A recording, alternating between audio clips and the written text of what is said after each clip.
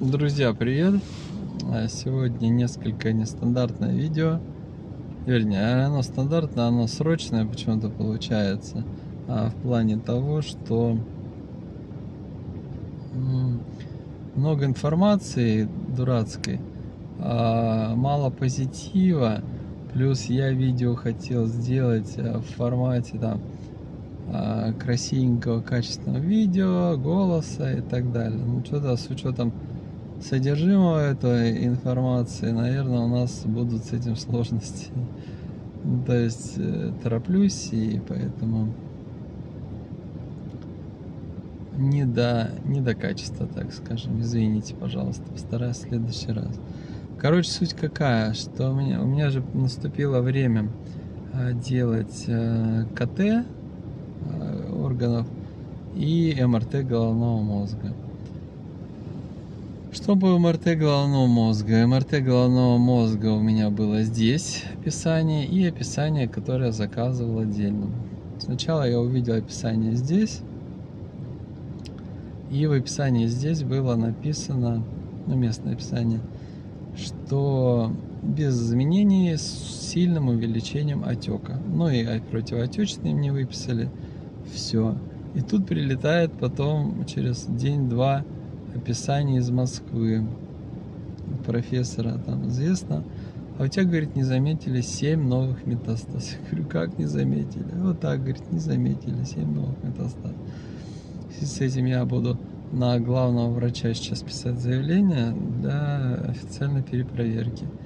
Вот, это один путь. И второй путь — это сделать ПЭТ головного мозга. Надежная такая штука, но если в надежных руках. Но опять же надо посмотреть. Вот, что вы посоветуете? Как бы вроде с одной стороны ПЭТ все видно четко, где что светится, да? Но МРТ, по идее, тоже золотой стандарт. Тоже странно, почему они не увидят. Но надо и ПЭТ, и, наверное, официальный пересмотр делать МРТ. Ну и вторая штука — это КТ. КТ опять беспокоит, КТ печени, потому что там в еще одном отделе появилась какая-то область, ранее не описанная. Что за область, я не знаю. Наш местный написал, что, не помню, гиперфокальный, чего-то там. Я отправил это тому специалисту, который мне пересматривал КТ, где написал все отлично. Он сказал, что в течение часа глянет. Такая вот история. Врачи меня берут за шкирку и давай, говорит, на симертинип. Я как бы вот так вот резко не хочу. Хочу разобраться с этими 7 метастазами. Как их могли вообще не заметить и как их заметить в следующий раз, чтобы 100% было. Потому что печень-то печенью. Не так это, в принципе, вот здесь и сейчас, да, даже если она умрет, она будет умирать медленно. А в голову можешь шарахнуть, будь здоров. Тем более с учетом того, что у меня какая-то клиника сейчас появилась, иногда идешь прямо, хоп, шатнет в сторону. Нездоровая фигня.